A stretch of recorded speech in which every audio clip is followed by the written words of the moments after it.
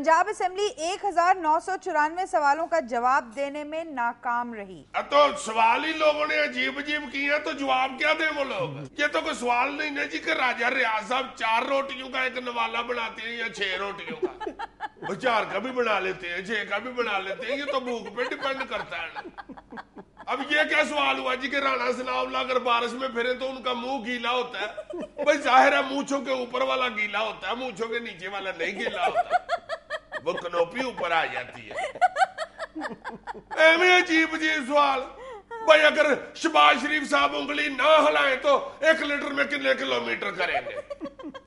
उन्होंने उंगली हिलानी छोड़नी नहीं तो किलोमीटर क्यों गिने जी हम? ऐसा ऐसा सवाल कि जिसका जवाब बच्चे बच्चे को पता है यार। अब ये कोई सवाल है? पंजाब असेंबली के स्पीकर राणा इकबाल ने अपने दौरे इक़्तिदार में किस चीज पे सबसे ज्यादा हाथ डाला है? भाई जाहिर है मूंछों पे डाला है, सबको नजर आ रहा है। अब जरा सवाल सुनो, बिजली की पैदावार, गैस की फराहमी, करप्शन में कमी, इन तीनों चीजों में से पंजाब असेंबली में किस चीज पर ज्यादा बहस हुई? बस सीधी बात है, डॉक्टरों की हड़ताल पर। जो जवाब है सवाल का वो ऑप्शन में मौजूद ही नहीं। वाह जी वाह। साबिक सदर परवेज मुशर्रफ का कहना है कि मैं मार्शल लॉ के सख्त खिलाफ हूँ। बहुत अच्छे। ये ऐसे ही है जैसे नरगिस अब कह रही है कि थिएटर में फांसी खत्म होनी चाहिए। क्या राजा परवेज अशरफ साहब कहें जी कि मुझे अंधेरे से बहुत नफरत है? या मिसबाउल हक कहे कि वर्ल्ड कप हम तेज तरीन बैटिंग करके ही जीत सकते? या बंदा राजा रियाज साहब से पूछे राजा साहब किधर है, वो आगे से कहे मैं ब्राउन ब्रेड लेने जा रहा हूँ।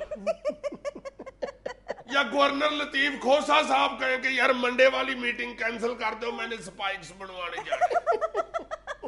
या वजीर आला कामल शाह साहब कहे कि मुल्क के मसाइल का हल हम नौजवानों के हाथ में है।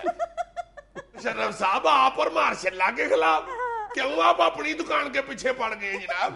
वैसे भी अब ये कौम बड़ी सियानी हो गई है और आपके हाथों ही सियानी हुई है। अब अगर यहाँ कोई अन्ना नजर वाली एनक लगा के फिर रहा होगा तो इस कौम में से उसे कोई नहीं कहेगा कि भाई जी अखबार से पढ़ के सुनाना। रेलवे का पहिया चले ना चले, वफाकी वजीर रेलवे की खिदमत के लिए लाखों रुपए की गाड़ियां खरीद ली गई। बिल्कुल मेरे वड्डे ताया साहब, तुम्हें पता है मेरा वड्डा ताया कुछ नहीं करता था। मैंने कब कहा कि वो अकाउंटेंट जनरल लगे रहे थे? लो, तुम अकाउंटेंट जनरल की बात करते हो, उसको बैंक में कैशियर की ऑफर हुई थी, वो नहीं लगा। पहला ताया सारी जिंदगी का ताई के पीछे पड़ गया, कहता है तुम अपना येवर भेज दो ना तो मैं काम स्टार्ट कर सकता हूँ। ताई बेचारी ने भेज दिया येवर, पैसे दे दिए तो ताई ने एक कोठी खरीद ली। अच्छा। लो जी कोठी खरीद के फिर उसके पीछे पड़ गया, अगर जो तुम्हारी कमेटी निकली है ना वो मुझे दे दो ना तो फर्नीचर सेट हो जाए तो काम शुरू हो जाएगा। लो जी उस बेचारी ने कमेटी भी दे दी, उस कोठी में सारे उसने जनाब फर्नीचर डाल लिया। अच्छा। फिर उसके पीछे पड़ गया। मेरी गाल सुन, अगर तू अपनी मां वाला मकान भेज देवे ना और 3 मरले दा तो तू यकीन करके काम शुरू हो ही होए। अच्छा। वो बेचारी ने मकान भी बेच दिया, 3 मरले का उसकी माँ का घर पड़ा हुआ था, निशानी अम्मा की, वो भी बेच के दे दी उसने। अच्छा। लो जी जब ताई के पास कुछ नहीं ना रहा तो ताई को तलाक दे के नवी कोठी में नवी वोटी ले आए। ये बलौर साहब ने अखीर यही करना है। तुम्हारे ताए की ज़बान उमरी का बलौर साहब की खबर से क्या ताल्लुक है? लो यार तुम देखना जब रेलवे के पास कख ना रहा तो बलौर साहब ने कोई और वजारत कर लेनी। अब बंदा 4 वजारतें तो कर ही सकता है। लेस्को ने बिजली के बिल की अदम अदायगी पर शालामार बाग का कनेक्शन मुनक़ता कर दिया। हेलो, मुगलों की बत्ती भी कटी गई। पहले हमारे महल्ले के भट्टों की बत्ती कटी गई थी, फिर मलकों की बत्ती कटी गई, अब मुगलों की बत्ती भी कटी गई। वो जोधा भाई अकबर के कपड़े इस्त्री कर रही थी, बत्ती कटी गई। वो अकबर बेचारे ने कपड़े पहन के जाना था दरबार 9 बजे, अब उधर दरबारी बैठे हुए उड़ीक रहे होंगे। देखो यार मुगल खजल हो गए हैं मान से। अनारकली उधर वॉशिंग मशीन लगा के बैठी हुई थी, वो सारा पूर्व ही रह गया। वो दिलाराम कंप्यूटर पे अपना स्टेटस अपडेट कर रही थी, बत्ती चली गई है यार। बहुत वैसे यह बुरी बात है यार, मुगलों की बत्तियां भी कटी जाएंगी।